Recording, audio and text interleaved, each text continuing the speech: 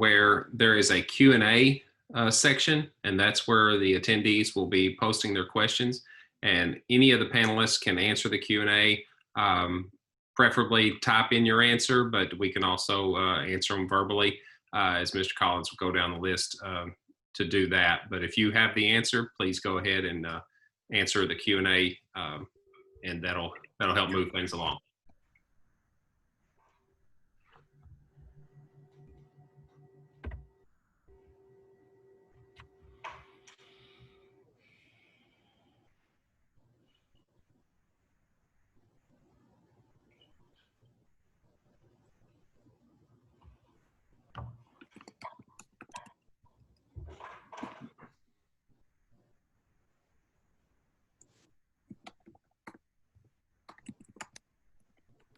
Is it open to the participants yet, Jim? It is, and we've got 32 participants on at present.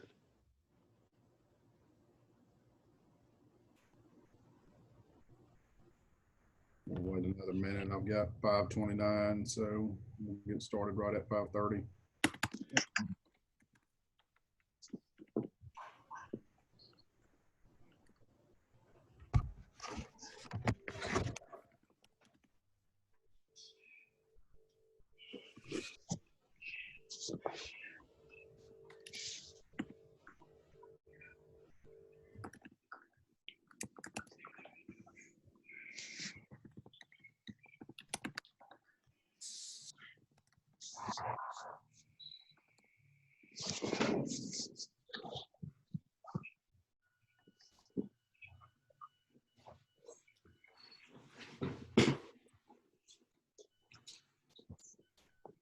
Okay, for the panelists, the Q&A, there's an open section.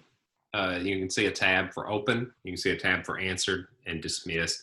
The answered means it's already been answered. So if you'll just fill the ones that are in the open section, that way it'll remove as soon as you answer and hit submit. Okay, ready? Ready to go. All right. We appreciate you joining us this evening and taking a little time out of your day this Thursday evening to visit with us. This is an effort by all of our leadership in West Memphis School District just to field some questions and kind of let everybody know about our intentions and our plans and what we know as of today regarding school reentry on August 24th. So we had a very positive Q&A Zoom this morning from 12:30 to 1:30 with all of our parents and patrons. And so from this standpoint, we're just going to allow you to type your questions into the Q&A link at the bottom of the Zoom, and then we're going to field those as they come.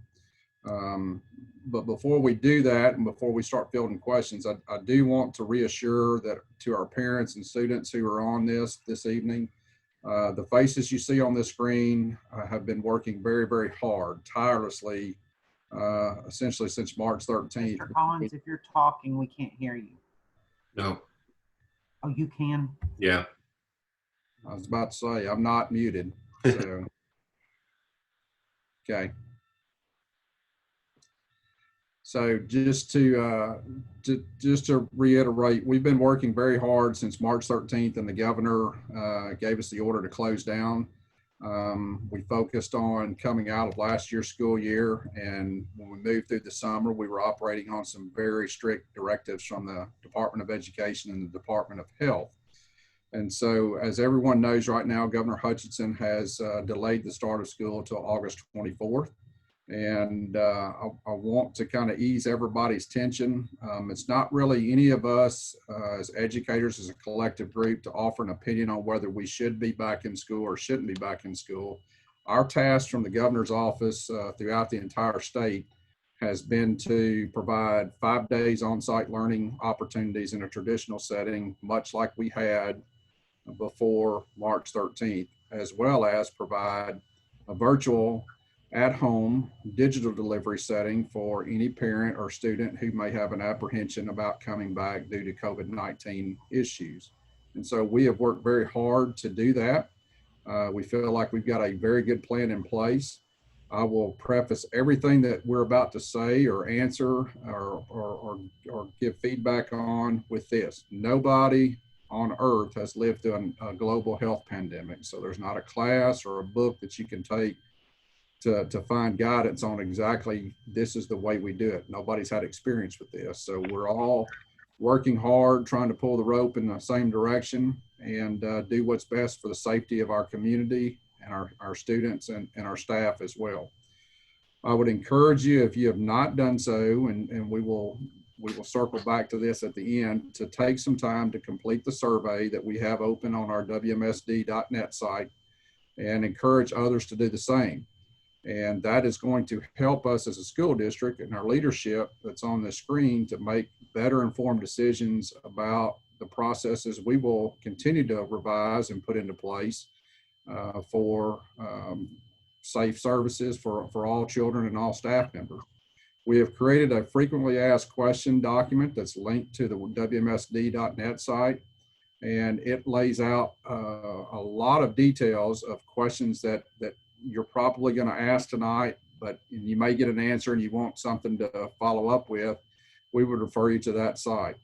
We're going to leave our survey open until Tuesday evening at 5 p.m. and then we're going to close it. And we're going to try to get as much accurate information as we possibly can through the survey. We have about 5,400 children to serve in the West Memphis School District. As of the close of business today, we had about 4,000 surveys completed. So I think this morning Zoom or this early afternoon Zoom really helped us gather some more information, and that's essentially what we're doing. We understand that there's concerns out there. We also understand it's a calculated risk. As we wait through this, we have participated locally with Zooms with this leadership team weekly, March 13th. We have also been on several conference calls with the Department of Education, the Arkansas Department of Health, and the governor's liaison through his office. And so we feel like we've got as good or as pertinent of information as we possibly can.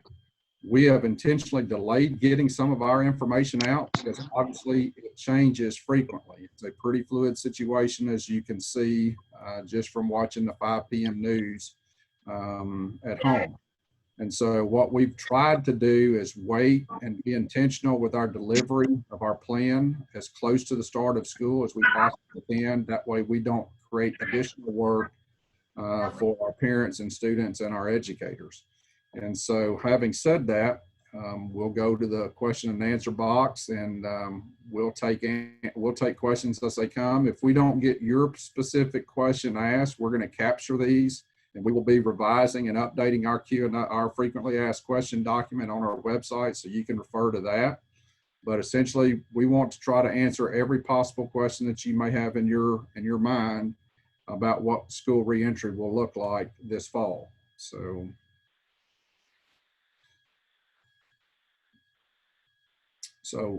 the first question, what about kids with 504s? If they stay home, how do they get services? So Dr. Greer, I think she was on here. I'll yield the floor to Dr. Greer and let her, thought I saw her. I'm here.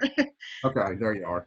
So students with 504 plans will still be able to receive their accommodations, and copies to teachers and parents of those accommodations will be made available so that service will not be interrupted, and try to accommodate best as trying to streamline those needs from home to school. So again, that would off-site experience would not hinder their accommodation within a 504 plan. And so we just have to look at again what that need is and make adjustments to accommodate that student's 504 plan. Thank you. Next question is children in band who are staying home. How does that look? We are currently operating under a June 1st Arkansas Department of Health directive. And I want to be very clear that these directives are all set forth by the state of Arkansas. They are not really set forth by any individual school district, such as West Memphis School District. We are following the guidance just like every other citizen is right now. There was a phone call this morning with the Department of Health, the Department of Education, and the Administrators Association. And so this is a question that has come up.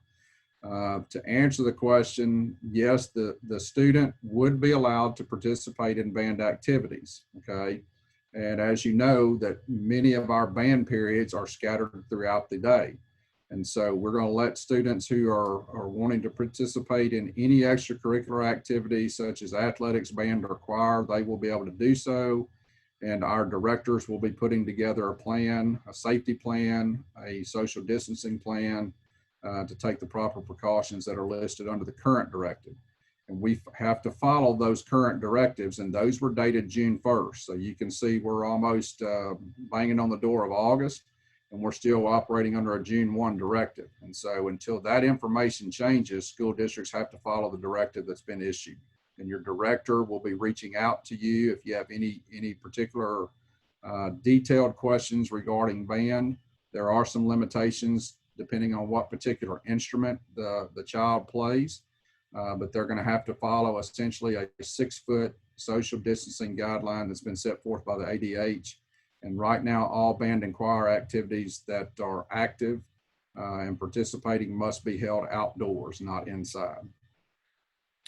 Are we putting our students' lives in jeopardy by starting football, basketball, band practice at this time?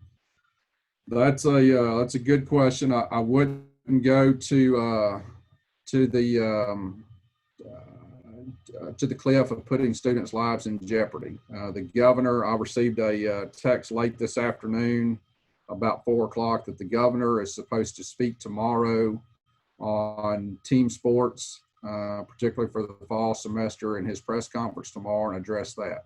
Again, that's a governor's decision, and once he speaks tomorrow, if the guidance changes, then we will change with the guidance. But right now, there are social distancing guidelines in place for football, basketball, volleyball, golf, tennis, every team sport, and it's very detailed information that our coaches have been made aware of, and they are following and practicing at this time.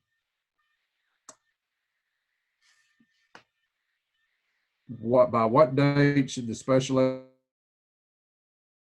Student who is transitioning from pre-K to kindergarten, I'm needing for you to get in contact with us so that we can be aware of. Because of the circumstances with COVID, several of our developmental centers closed down, and where we traditionally transition our preschoolers to kindergarten, that was not the way we could do that because of COVID. So if you have a student that's entering kindergarten with a special need, please contact my office at 732-8555. Ask for me or Tracy Hurst for assistance with that. Now, if you have a student that's currently enrolled in the district, they will have an active IEP, and we've already made plans for that. Or if you are a person who just moved into the community and has a special need, again, contact me at my office so we can be aware of you have moved into the community so that we can make the necessary arrangements to serve your child with special needs. Can you repeat that phone number one more time? 870-732-8555. So the next question is related specifically to elementary education and services with Chromebooks, and we will be issuing Chromebooks. We will be issuing iPads to every student, kindergarten through 2nd grade, whether they opt to stay at home or they're on site. We will be issuing Chromebooks to every student, grades 3 through 12. Regardless if they're on site or they're at home. So I don't know if you've touched on that, Ms. McCann, but that last question, do you want to elaborate any more so everybody can see? Sure. There won't be any scheduling conflicts. They will, K2 of course is getting iPads, and then 3rd grade and up will be Chromebooks, but they will not be required to log at a specific time unless it is a teacher Zoom that she's just scheduled with them, but that won't be for an academic credit. So their lessons will be pushed out. They will know those each day, but there should never be a conflict between grade levels and Zooms. So when are we supposed to pick up the Chromebooks? Charles Jackson's on this call, and he is our IT director, and he's handling this charge for the district. So for K through 2 picking up iPads, we will pick those up August 11th. And for grades 3rd through 12, we will pick those Chromebooks up August 12th. And we'll have some information that we'll tag to the WMSD.net site so that we've got a flyer created, and so it kind of spells it out a little bit more clearly. So you'll have something to go to put your eyes and hands on in regards to directions there. But you can always call your principal. We're doing this during the week of teacher in service and professional development, and our IT department will be handling that task out of Lear Arena.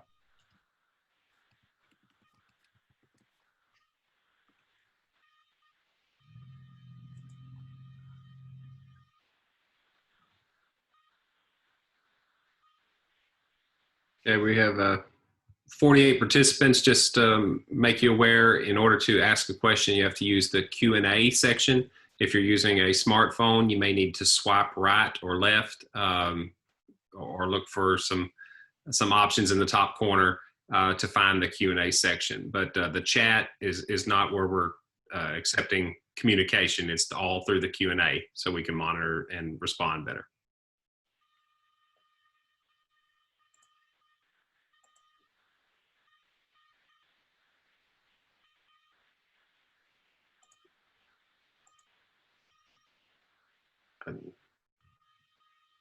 Mr. Collins, I said that because we do have just under 50 participants, but we don't have any questions coming in right now. Okay, we have one. All right, before we go to that question, are the participants are listed separately than the panelists, correct? Correct. Okay, so we have 50 folks out there in cyberland that should be asking questions and wanting information. 49. And 49. We do have a question now available. Okay, I'm not seeing it. The last one I saw was about the Chromebook pickup.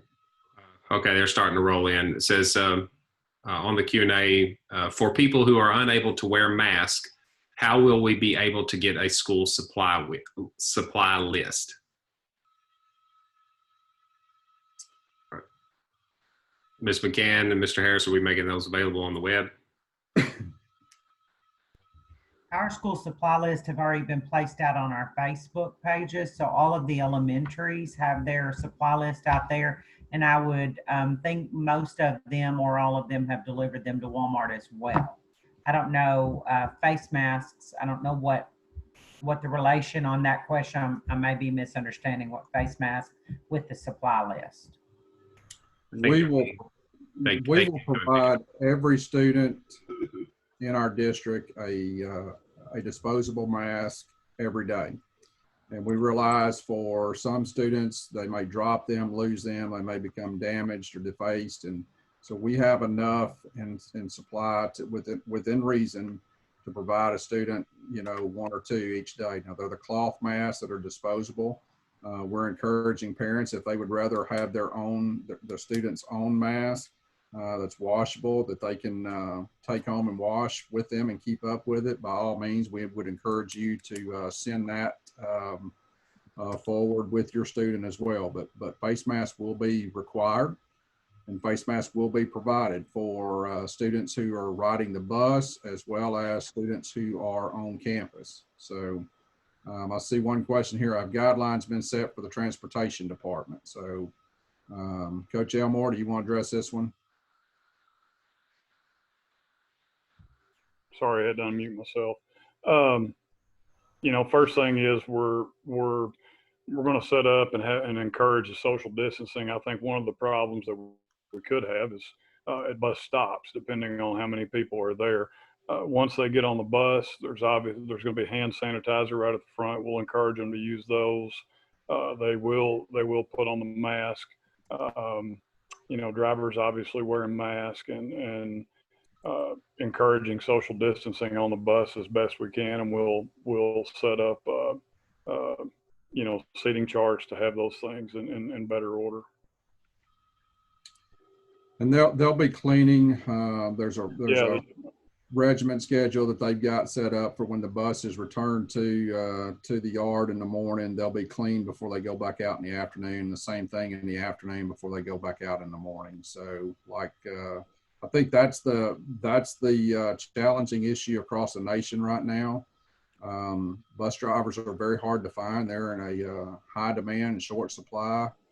And, you know, we run 16 routes. And so to be able to look everybody in the eye and tell you that we can properly social distance 6 foot apart with every, when the bus is at capacity, we just can't do that. There's not a school district in America that can do that. And that was the concern we've all had, hence the need for the mask requirement when you cannot social distance. So, Yeah, just to expand on what you're saying, Mr. Collins, we do have Mr. machines. So every time the bus will return into the yard, the bus shop, they'll be misted in the morning and in the afternoon.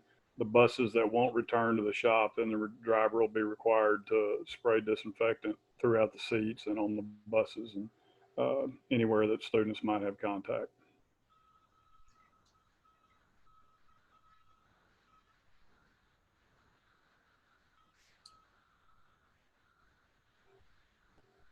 So I saw, Charles, you touched on, it's a good question about the mobile hotspots will be open and they'll be available at all time unless the data is being abused, okay? And so as many of you saw, the governor pushed out $10 million in funding this week through the Department of Education. And that's dispersed through the districts through a formula.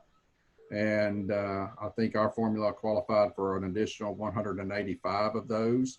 I'm glad, I'm happy to tell you that prior to that announcement, back at the beginning of the summer, West Memphis School District purchased 3,500 Wi-Fi hotspots, mobile hotspots. And so we feel like we are going to be able to provide every family household that has a need. We understand that there are some families that have good Wi-Fi access, but every student and every family that has a need, we feel like we'll be able to meet that need with the inventory that we have.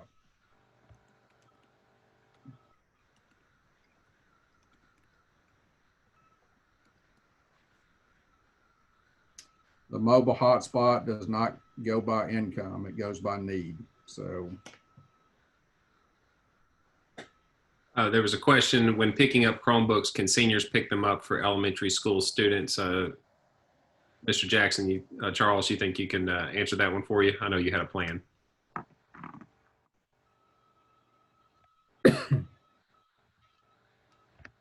Actually, we want the parents to be on site to pick these devices up. We need the parents need to bring a photo ID when picking these devices up also. All students need to be verified before they can pick up a device to verify enrollment. We have to make sure the student is currently enrolled at the West Memphis School District. We've invested a significant amount of funding in the technology infrastructure to patch us through COVID-19. We obviously feel like we're better equipped as most school districts across the nation going into this fall semester than we were coming out of the fall semester or out of the spring semester. And so we've had, we're hovering at about 65% of our student body population and parents who are opting to select virtual at the beginning. We think some of that, we were asked this question earlier about what the percentages are. And I will tell you, as a parent, you and only you know your situation, know your child's situation better than anybody else. Okay, there are like I said earlier, there's not really a call for any of us on this screen to give you an opinion of whether you should be on site or at home. We understand that during this pandemic, there's concerns and apprehensions. It's been our charge to provide the services. We did see an uptick after Shelby County made their announcement, and I was told, and I've not seen this to verify this, but I was told this earlier today that Collierville also made an announcement to go all virtual. And so somebody asked me about that the other day, and I said, you know, unfortunately, even though Memphis is our next door neighbor and we play in their shadows a lot, we're under a totally different governor, totally different Department of Education and Department of Health guidelines. And so it operates a little bit differently in Arkansas. Before anybody can make that kind of decision, it has to be cleared through those agencies. But we do feel like we're ready, and we'll be able to provide everything that we possibly can to you. You can, I think that question's been answered, but I don't know if the participants are going to see the questions if it's not their question when it was answered. And so I'm just going to touch on this again. What if you completed the 2 surveys, 1 virtual and 1 for at school, because you've changed your mind based on the data for Crittenden County? Are parents allowed to change their minds? Absolutely. And so we understand that. That's why we expanded our survey until Tuesday. One of the challenges that all school districts are facing is the attendance issue. And I think a lot of our students opted for virtual, probably because of COVID-19, but also I think they're figuring in that the rigor just wasn't as strong, and wasn't where we needed it to be as an educational industry coming out of the spring. And that goes for any school district in the United States. We were all hit with this pretty quick, and we had to shift gears in light speed mode. And so I think our faculty monitored and adjusted as well as anybody. And if you want to see a great multitasker and a great monitor and adjuster, all you have to do is go into a teacher's classroom. They do it better than anybody on the face of the earth. What we have decided to do with our policy, and it's not very much different than local districts around us in this region of the state, is that we have opted, once you declare you're going to be a virtual student at home, unless you have a pretty substantial circumstance, such as employer calling a parent to go back to work, and you don't have childcare at home, and then you've made a selection and you get a week or 2 in, and you have to come back, that's going to be on a case-by-case basis with our principals at the building. Otherwise, we're asking our parents to declare for a 5-week period. That gets us to the progress report time. That gets us a little bit further into the first 9 weeks. It allows our data in Crittenden County to kind of level off, and we can definitely see more of it.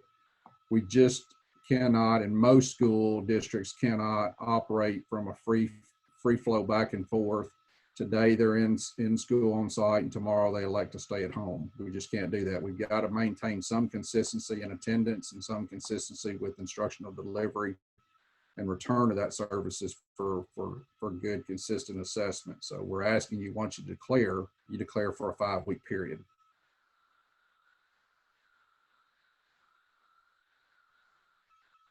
You are doing good answering the questions. There's 3 open. Do you see all 3 of them? No. Okay, the one that's open says, will temperatures be taken before the students enter the buses, board the buses? No. Across the state right now, the Arkansas Department of Health guidance is reliable on or relying on essentially an honor system, and it's a self-screening protocol. And we're going to share that on our website, and we're going to share that throughout the next 2 to 3 weeks at Teacher Professional Development and our social media sites. We're still tweaking it just a little bit to fit our message here. But essentially, every parent and every student worldwide is going to have to take some ownership for their own personal health and safety. And so I think there's a good lesson in each household to be learned by that with your youngsters. And we will educate you on the directive and the self-screening protocol.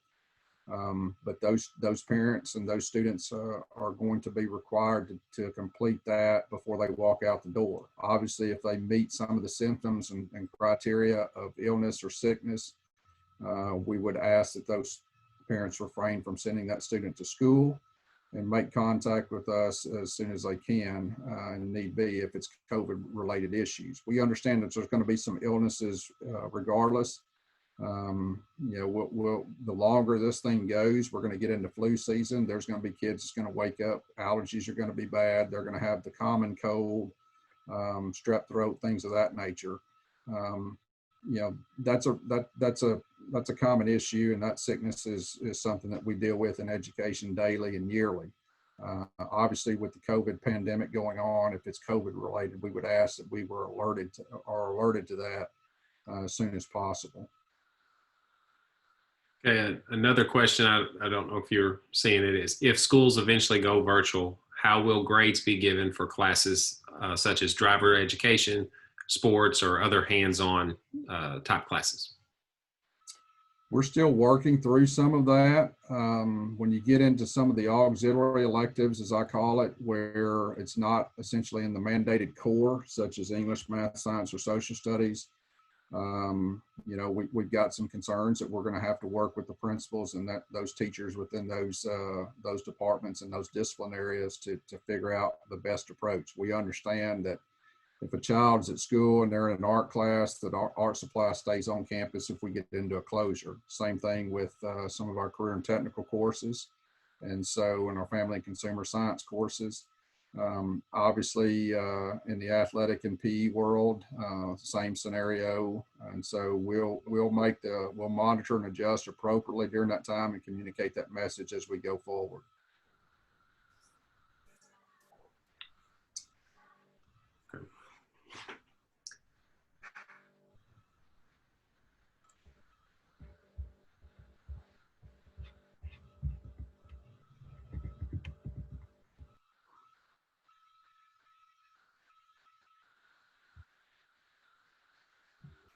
Good question, Mr. Collins, that we talked about this morning with Dr. Romero.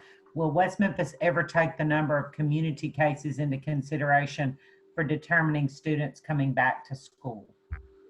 So that was, we've had 2 days of conversation about this particular data point for Crittenden County, West Memphis, Marion, and Earl in particular.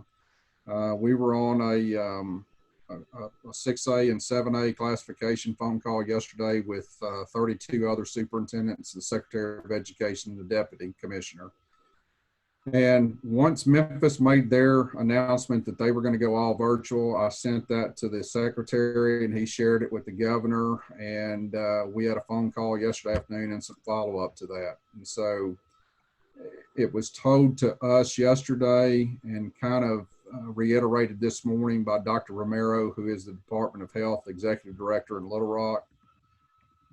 The data points that they will consider, they didn't give us a clear-cut answer, but the data points that they are considering is that they will take our survey data.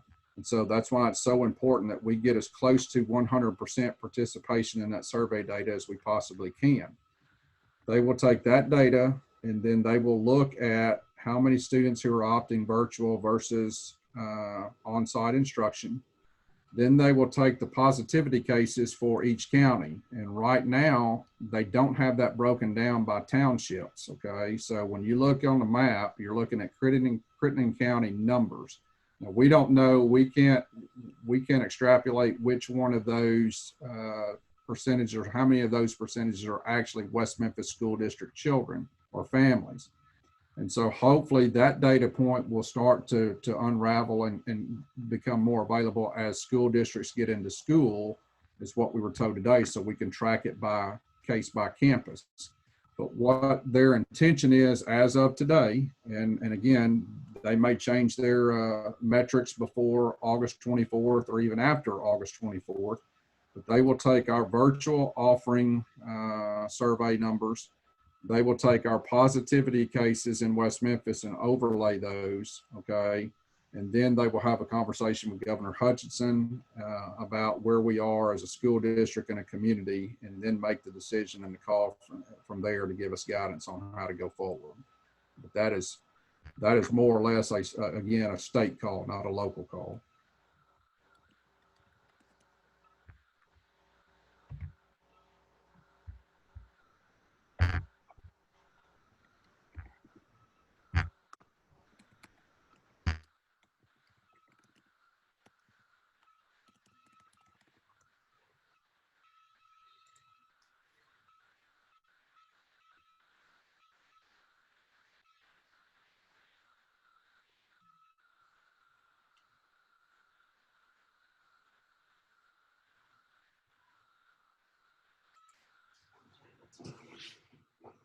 So we'll give it 2 or 3 more minutes on the open end and see if we field any more questions. But if there's anything in the answered section that we feel like we need to fly back over and cover again, we certainly can.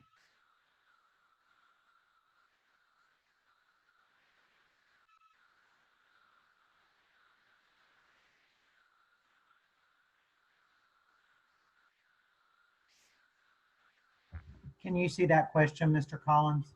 Yeah, so if there's an and forgive me, I'm going to read the question so everybody can hear it. Some of our panelists may not have the Q&A screen open.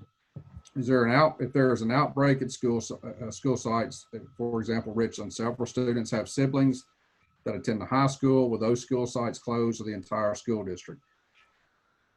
That's a good question, and based on the information that we received as of this morning at 9:30 on the ADH call, there's not a clear-cut answer to this. Okay, it was advised to us that these are case-by-case scenarios. The state of Arkansas has required every school district to assign a point of contact person to be the lead contact and liaison between the school district and the Department of Health. And so let's just say a student at Richland, since that's the example in the question, has there's a 1st grader and a 4th grader at Richland, and then they have an older brother or sister that's a 7th grader at West, and then a high school student that's in 10th grade. What we have to do is, once it's reported to the school district, whether it be the campus, the school nurse, the teacher, the principal or assistant principal, that person will gather the information. They will contact Gwen Looney, and Gwen Looney is our point of contact for West Memphis School District, who is recently retired from Richland Elementary School.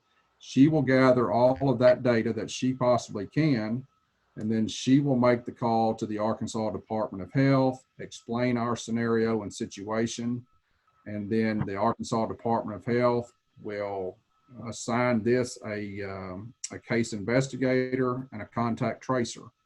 In the meantime, they will give our point of contact, Miss Looney, directions on what to tell us as building administrators to tell our teachers and our parents. And so the State Department has released a leveled response document that everybody on the screen has a copy of, that's accessible at the ADE, Arkansas Department of Education site. So you can see exactly how we're going to do this, and we're going to bring this up and share it with our community on our webpage as well. It's a very thorough document. It talks about moderate level responses and critical level responses and intermediate level. And so there's different response levels depending on how broad the probable close contact or exposure has been, or if there's a positive case. And so it is our job at that point to take everybody that student has within their family and everybody at those other buildings. Then what we would have to do is we would have to run down every student that has sat beside or been within a 6 foot radius for a 15 consecutive minute period of that student, since he is a sibling or she is a sibling of the student that may test positive. And we have to notify all of those parents, okay, based on the guidance that we received from the Department of Health. It's a layered response. Today, depending on if a student's positive, Dr. Romero advised everybody that student could be in a 20-day removal situation, a quarantine situation, particularly if they're hospitalized, okay? Then you go back down to a quarantine situation where that's essentially what we've been dealing with right now, because we've had some positives, and that's a 14-day quarantine. And it's a 14-day quarantine regardless if you're quarantined today on Thursday, and tomorrow you go get a test at a physician's office and you get a result back Monday and it's negative, and you think automatically, well, I'm cleared to go back to school. We have been advised that once anybody, staff included, is placed on a 14-day quarantine, they are quarantined for 14 consecutive days, regardless of a negative test. Then we get into an isolation period, and that isolation period, depending on how close the exposure was. If a mask was worn or not worn, it could be it could be dropped to a 10-day isolation period. So there's different levels of the response depending on the level and the severity of the exposure.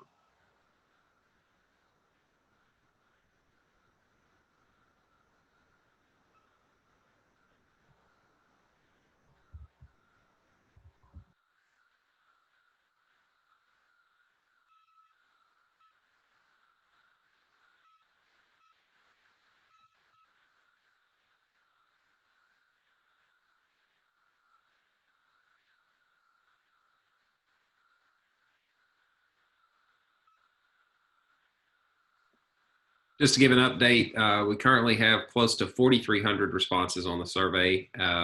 There's another reminder going out tonight about the survey at 6:45 via phone and text to system. And so hopefully that'll get us another roughly 1,000 responses. So the data will be most helpful if we get every student to respond.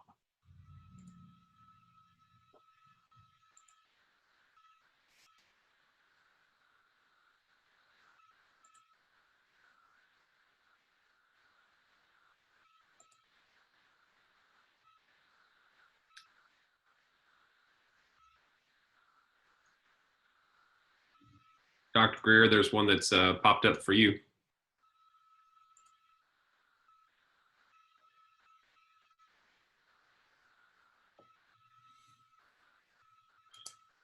Dyslexia services.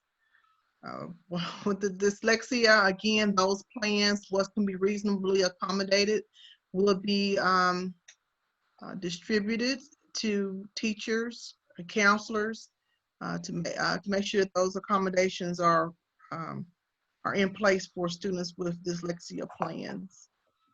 So those are, reasonable accommodation that we can do. Whether that's, I'm going back to the question real quick. It said, if there was, if they're speaking of, didn't say whether it be virtual or face to face, but if it was either way, that those reasonable accommodations based on this dyslexia plan should not be interrupted. So I don't know if the question is specified which type of instruction student it has opted out. We will also probably, where we can and where parents are flexible enough to allow it, do some of that similar to a telemed. So where we've got a parent or a student that can Zoom and do some of that, that is always an option as well, either during the course of the school day, or we could provide some recorded recorded options for them as well after hours. Okay, to answer the question, people are not taking this pandemic serious. Will students be educated about the pandemic during class? Will there be consequences for lying about having the virus? I would agree that there are folks on both sides of the fence on this issue, and I'm not here to debate either side. I think we probably all know people who are on one end of the spectrum or another about how serious they're taking the pandemic. I can only reiterate to our parents and our community and our students that this school district is taking it serious, as it should. We're entrusted with the youth of this community, and we are trying to take every proper protection resource that we can put our hands on and put it out there to make sure that we can ensure as safe of an environment as we can. It's a calculated risk. I told somebody this last week. We have enhanced our custodial services on their cleaning details to include things such as doorknobs, high touch places such as light switches, things of that nature. We will not be allowing water fountains to be used during the school day at all. There's going to be some areas that are going to be off limits.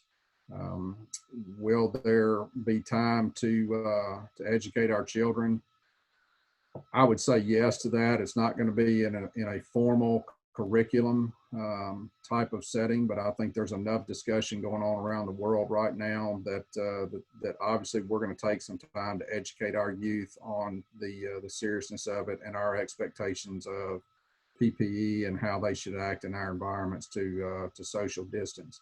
Our principals have worked very hard to come up with individual campus plans to ensure social distancing. Elementary is not going to be exchanging classes like they normally would have. Junior high and high school have worked out alternating schedules to where they're going to limit the amount of folks that are in the hallway at one time just to protect our youth and our staff. We've also worked around lunch schedules. We're still falling under the in-dining directive by the ADH right now of 66% occupancy. And so we have plans in place for that. We also have some contingency plans in place that we understand that in this time, we're still obligated to provide child nutrition to our students. And so we will do that. And some of that will be in the classroom. And so we feel like we've got every measure that we could have possibly thought of to this point addressed. Nobody has a crystal ball, and I'm sure when we bring students back in the building that there will be something that pops up that may not have been on our radars through the summer. Will there be consequences for students lying about the pandemic? That's going to be on a case-by-case basis. You know, I don't really have anything, and I don't know of a school district anywhere that's placed anything in their student handbook about, you know, students lying. And you know, I'm gonna stop short of saying that our teachers do a really good job of sorting out, you know, truth versus myth a lot of times in the classroom, and so do our administrators. And so I think that will be handled appropriately. That will be discussed. Obviously, if it becomes a repetitive issue, we're not going to allow it to take place, and the parent will be involved in that conversation as well. So I saw a question about will masks be enforced. Our board adopted a resolution at the July meeting, and we're going to treat a mask just like any other part of our dress code. That's why we're providing the mask. If they have a documented medical condition, we have an asthmatic student, we have a student with respiratory or pulmonary issues. Obviously that we're going to have some special situations where airflow does not need to be restricted with a mask, and we're going to take those on a case-by-case basis, but they must have a documented physician statement to allow that exception to take place.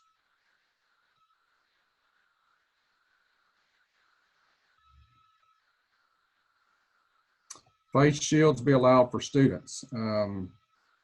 Face shields, there's the answer to that is no at this time.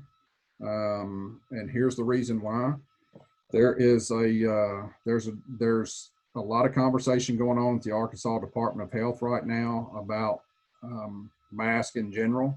And so face shields are not an acceptable face mask. And so that's why we have provided the medical disposable mask, just like you would see at a dentist office or in an ER or any kind of health facility where masks are being worn. So face shields do not essentially stop a lot of the airflow just because they have an opening.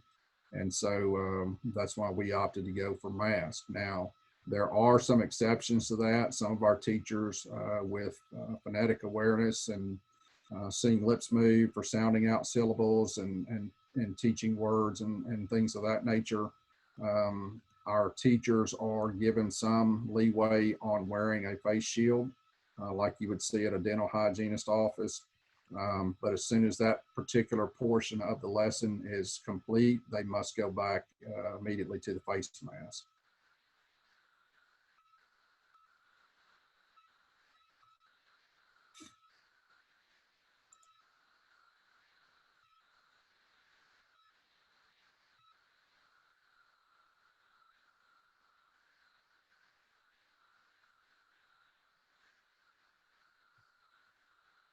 Trying to go back through the answered questions to see if there's anything that needs to be touched on again.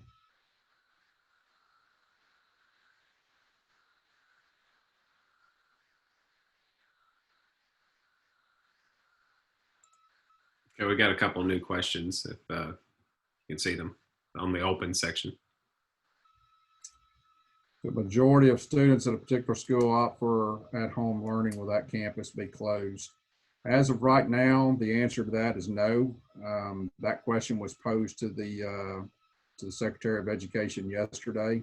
And again, I'm gonna go back to, he's talking, the campus closure issue is based on case positivity in accounting and not necessarily on the particular survey. So, but we are aware that we have a high survey return right now of folks wanting virtual. And like I said earlier, I think some of that is hinging on apprehension from a parent, as it should be, and it's totally understandable. Some of that's probably, we saw about a 10% uptick when Memphis made their announcement. And some of that is being led by the student and not the parent, and the fact that they thought that, you know, coming out of the spring, it was just less rigorous and a little bit easy. And the virtual component right now going in, all students, research shows, and I think everybody on the screen, everybody's got a child that's ever been educated in any type of setting, understands that nothing replaces being face-to-face day-to-day with a good teacher in a classroom. And so, you know, we're prepared to do both, but you know, it's the event of a closure really rests outside the hands of the folks on the screen.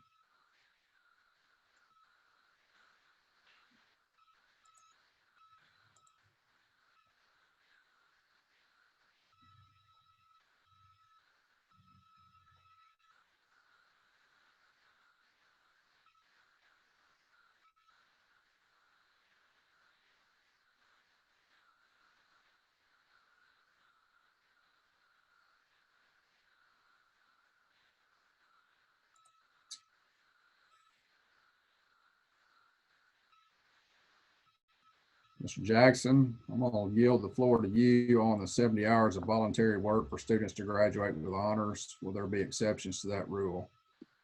There will be exceptions, Mr. Collins, due to the being out of school since March the 13th of last year.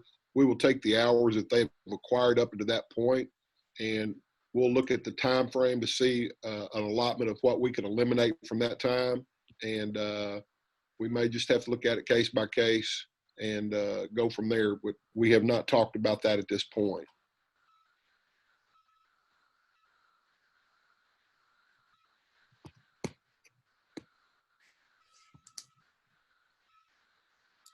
We'll add this, some of the information that was pushed out today from the department.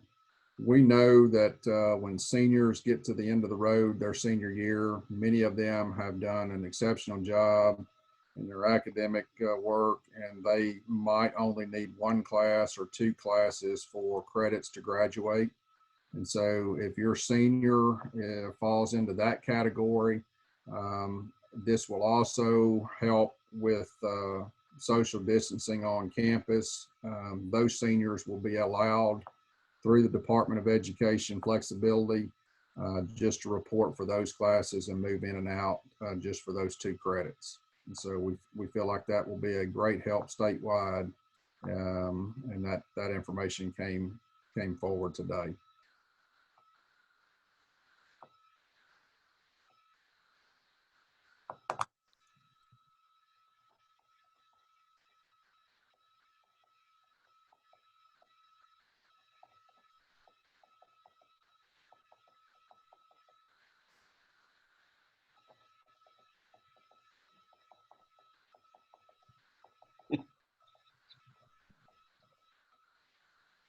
Pep rallies, field trips, and crowds at ball games. Will there be crowd control? Well, first of all, we're going to wait to see what the governor says about competition and team sports tomorrow, and then we'll scale from there. Right now, most school districts in the state of Arkansas have grounded travel just due to COVID-19. So there will not be any field trips. There will not be any pep rallies. There will not be any large mass gatherings on any of our campuses other than mission critical gatherings such as breakfast and lunch daily. Until we get further guidance and they release some of the directives, we will not have pep rallies or field trips this fall semester. Crowds at ball games, I would assume that that's going to scale from what the NCAA is going to do. We have not received any new information on that, and once that's released, we'll address that appropriately. Are teachers required to be tested before the school term starts? No, they are not required to be tested. Obviously, if somebody's in a situation where they feel ill, then we would encourage them to get tested. Obviously, we don't want any employee coming to work with the chance of spreading exposure, but there's nothing that requires teachers to get tested. Every day, they will be required to go through the self-screening process. We've purchased thermometers, scanners that will be placed at each campus, and so we will be able to provide temperature checks throughout the day for anybody that's on any of our campuses. So, Ms. McCann, I know it looks like you're typing that answer, but how will lunch be provided for our virtual students? We're working with our new contracted provider, Chartwells, and we're trying to develop a plan whereby parents could choose to receive the meals for a week. And so there would be some kind of notice that would have to be given. Say a parent would have to notify the school by Thursday at 2 o'clock or something like that, and then pick up the meals for 5 full days at their child's school on, say, a Monday at 2:30 or something. We're still working with Chartwells on that, but we are working on a plan for those, but it will need to be something that the parent chooses kind of ahead of time, and we can provide that and plan to do so. Once we get those details worked out, we'll share those prior to August 24th. So we've got about 5 minutes here. We've got time for a couple more questions if some show up in the chat room. We blocked an hour of our time to dedicate. We're going to do this again on Tuesday at 12:30 of next week, from 12:30 to 1:30, and then again at 5:30. So if you know a neighbor or somebody else, feel free to pass the word along. We hope that this was helpful, and it certainly helps us to hear from you. Great questions tonight. As I said in the opening, we would encourage everybody to complete the survey and encourage others to complete the survey, and we're gonna take a look at that data after 5 o'clock on Tuesday next week, and probably adjust our frequently asked question document and our ready for learning plan to address the needs appropriately scaled to the populations that we're going to be serving on campus and at home. I would say that this, just be patient with us. And I know sometimes, when you get into a pandemic that we've never lived through before, that's asking an awful lot. Our educators are working very hard. They're under a lot of stress. If there's a time to be praying for a teacher and be supportive of a teacher, it's right now, because we've got a caring and loving faculty that wants to see their kids, wants to be around them, and we're trying to do everything within our power and resources to provide services so that we can, educate our kids the best way we know how. That may change between now and August 24th. That may change 2 weeks after the 24th as we get into September. Nobody has that crystal ball right now, but we're doing the very best we can. I see there's school transportation. Will there be added trips for pickup and delivery of students? Will sanitizer be given to the students as they enter the bus? Will there be extra bus monitors riding the bus to ensure students keep masks on during the hot months? I'm going to take a couple of these, and then I'm going to let Coach Elmore, who is our transportation director, take a few of them.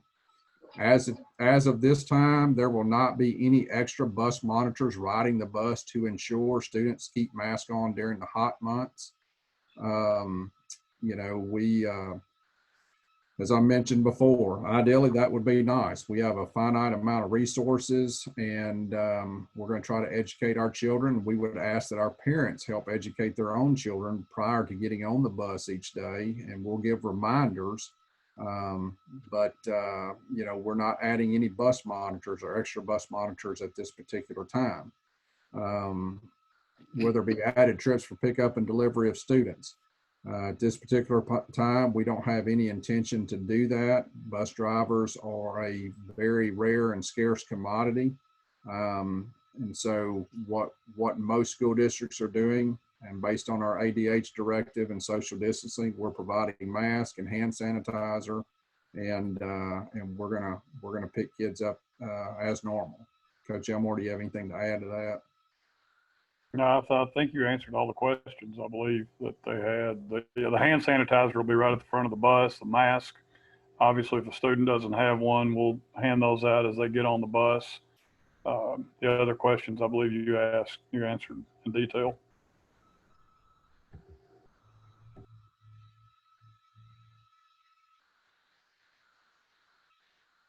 Okay, we're approaching 6:30. If you did not get your question up on the screen, or you feel like you did not get clarity to your answer, feel free to go to the website. We've got a COVID-19 tab that's got an email address to it. We would ask that you email that question so that we have it in writing on record, and we can field that and post that back directly to you, or point you to your specific principal so that they may be able to provide some more clarity if it's a specific campus detail question. And we look forward to seeing you soon. Thank you for attending tonight.